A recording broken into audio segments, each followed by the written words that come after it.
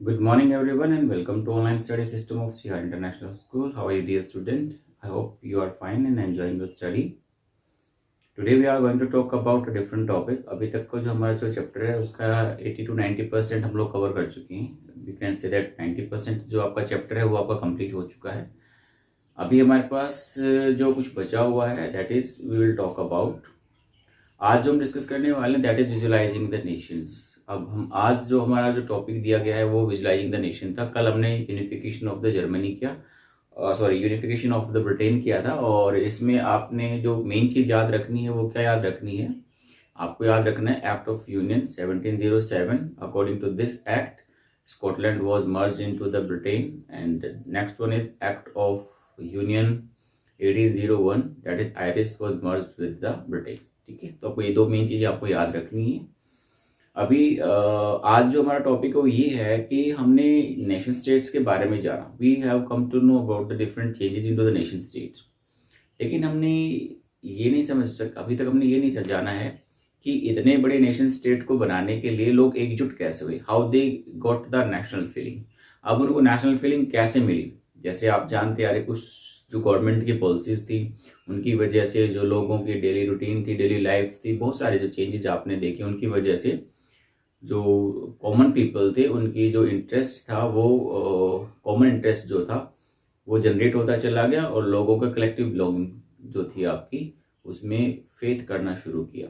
अभी आज जो टॉपिक है वो उसी से मिलता जुलता है आपका, how a nation could get a faith. कि उस समय या आज भी अगर हम बात करते हैं किसी चीज के बारे में, तो नेशन के बारे में अगर हम लोग स्पेशली बात करते हैं तो हमारे सामने जब भी हम किसी का नाम लेते हैं तो उसका क्या फेस आता है. जैसे आपसे एग्जांपल पूछ लिया जाए कि भाई आपको नाम लेते हैं भारत माता, तो जब हम भारत माता का नाम लेते हैं तो हमारे माइंड में सबसे पहले क्या चीज आती है, what thing comes in our mind. तो आपके माइंड में सबसे पहले जो चीज आती है वो दो तीन चीजें हमारे सामने. पहला हमारे पास जो हमारा तिरंगा है, ट्राई कलर है, वो हमारे सामने आता है. दूसरा ऑटोमेटिक हमारा मैप जो होता है इंडिया का वो हमारे माइंड में बन जाता है. ठीक है. तीसरा हमारे पास जो भारत माता है वो अगर हम बात करते हैं तो उसमें एक विमेन है वो खड़ी हुई है, उसके हाथ में एक झंडा होता है जो आपका नॉर्थ ईस्टर्न स्टेट्स की तरफ हमारे पास टिल्ट है.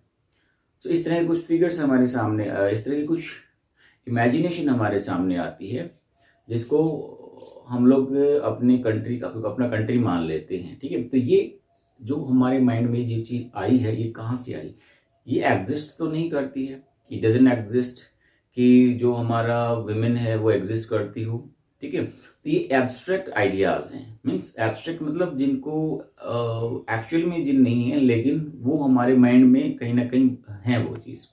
तो एब्स्ट्रैक्ट आइडियाज हमारे सामने. How this abstract idea came to the visualise, तो कैसे हमारे पास ये आने शुरू हुए, क्या उसमें एफर्ट्स किए गए. तो इसके लिए आपको जैसे आपने जाना है कि फ्रेंच रेवोल्यूशन जब हुआ था, फ्रेंच रेवोल्यूशन में भी बहुत सारे जो सिंबल्स हैं उनको यूज किया गया था एज ए एलेगरी. अब एलेगरी क्या होता है आपका, लेट्स सी. देखिए, through personification means representing nations as if it were a person. अब पर्सनोफाइड किया गया है, नेशन को क्या किया गया है, पर्सनोफाइड किया गया था. फ्रांस के टाइम से ये स्टार्ट हो गया था. तो जो नेशन होता था उसको क्या किया, पर्सनोफाइड, मतलब उसको ऐसे बना दिया गया जैसे कि ये कोई एक पर्सन है. एक स्पेशली फीमेल फिगर का इनको रूप दिया गया था कि जब किसी नेशन स्टेट का नाम लिया जाए तो उसको वो सभी लोगों के माइंड में एक आपकी उनकी जो स्टेचू है वो बन जाए. तो इस तरह से आपका ऐसे जो नेशन है उनको ऐसे पर्सनोफाइड कर देना, इस तरह से उनकी चीजों को एक्सप्लेन करना कि जब लोग उसके बारे में सोचें तो उनको ये लगे कि they are thinking about the nation, वो किसी के बारे में सोच रहे हैं, नेशन के बारे में सोच रहे हैं. तो ये जब आइडियाज को हम लोग पर्सनिफाइड कर देते हैं तो उन्हीं को हम लोग क्या कहते हैं, हमारे पास एलेगरी कहते हैं. We have the definition of the allegory, that is when an abstract idea is expressed through a person. जब भी हमारे पास कोई एक आइडिया होता है इसको हम लोग किसी पर्सन के थ्रू रिप्रेजेंट करते हैं और अ थिंग या फिर कोई चीज के थ्रू हम लोग रिप्रेजेंट करते हैं. चाहे आपका लिबर्टी है, जैसे फ्रांस के टाइम में लिबर्टी है, इक्वलिटी है, डेमोक्रेसी है, या अपने डिफरेंट सिंबल्स भी वहां पे पढ़े थे. ठीक है. जैसे रेड कैप क्या चीज रिप्रेजेंट करती है. ठीक है. ऐसे ही स्वार्ड क्या रिप्रेजेंट करती है, चार्टर क्या रिप्रेजेंट करता है. तो ये सब चीजें हमने फ्रेंच रेवोल्यूशन में जाने थे. ठीक है. तो उसको हमने रिप्रेजेंट किया है किसी पर्टिकुलर थिंग के हेल्प से। An allegory story has two meaning, one is literal and symbol, दूसरा सिंबॉलिक होता है। एक देखिए हमारे पास जो एलिगरी फिगर जो बनती है उसमें दो तरह के मीनिंग निकलते हैं। एक तो एडजेक्टिव जो पर्सनिफाइड किया गया है, एक लेडी को पर्सनिफाइड किया है। अब लेडीज जो पर्सनिफाइड की गई उसमें वो क्या सिंबलाइज करती है, तो ये दो चीजें उसके अंदर मेन होती है हमारे पास। क्या सिंबलाइज करती है, एक्चुअल में है क्या, actually it is a women, लेकिन पर्सनिफाइड किसको कर रही है, आपका सिंबल क्या है, आपका ये नेशन का सिंबल है। तो एलिगरी के अंदर दो चीजें मेन होती है हमारे पास, लिटरल मीनिंग भी होता है उसका, और दूसरा हमारे पास वो सिंबॉलिक लैंग्वेज, सिंबॉलिक भी क्या होती है आपकी लैंग्वेज रिप्रेजेंट करती है हमारे पास। ठीक है, देखिए तो ये आपका एलिगरी हुआ। आई होप एलिगरी क्लियर हो गया। This is nothing, it doesn't exist actually, ये एक्चुअली कोई एग्जिस्ट नहीं करता है। ये सिर्फ क्या होता है हमारे पास एक एलिगरी फिगर होता है, मीन्स इमेजिनरी हमारे पास एक फिगर होता है which has become the which is because of the personification of the thing, जो चीजों को पर्सनिफाइड करके हमारे पास रिप्रेजेंट किया जाता है।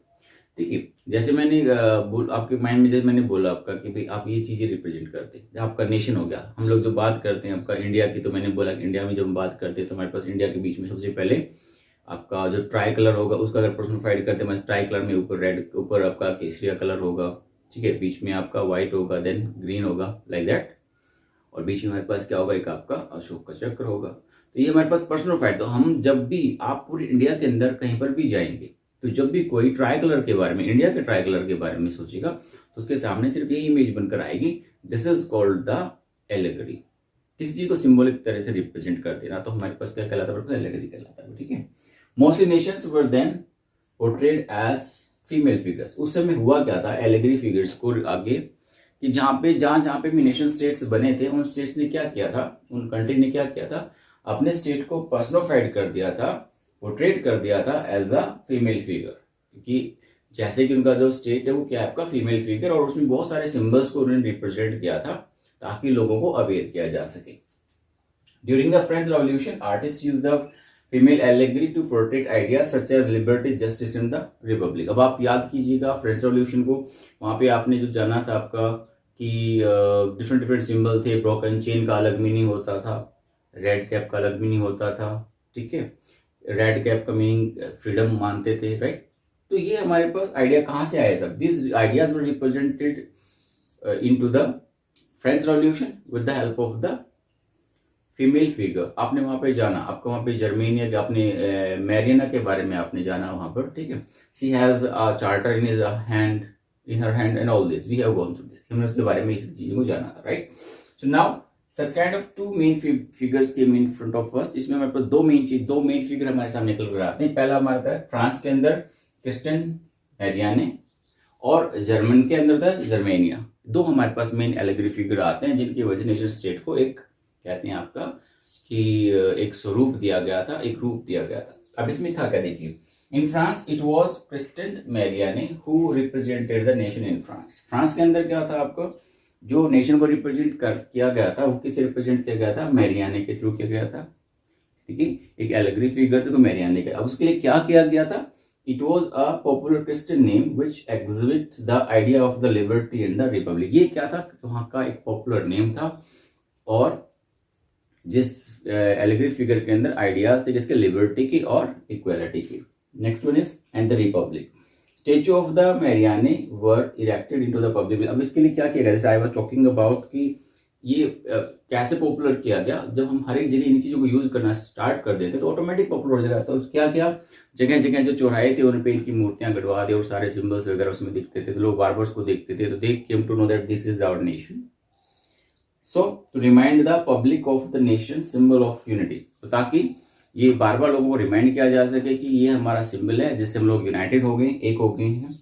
Mariana image were marked on coins and the stamps. और भी ज्यादा पॉपुलर करने के लिए फ्रांस के अंदर जितने भी कॉइन्स थे, मार्क या फिर जो हमारे स्टैम्प्स थे, उन पे जो मैरियाने थे उनके फोटो को क्या किया गया था, प्रिंट किया गया था और लोगों में सर्कुलेट किया गया था ताकि लोगों के आइडियाज को क्या किया जा सके, नेशनल आइडियाज को इंक्रीज किया जा सके, to mobilise the idea of the nation state and the unity, ताकि नेशन स्टेट्स के आइडियाज को यूनिटी को क्या कह सके, आगे बढ़ाया जा सके।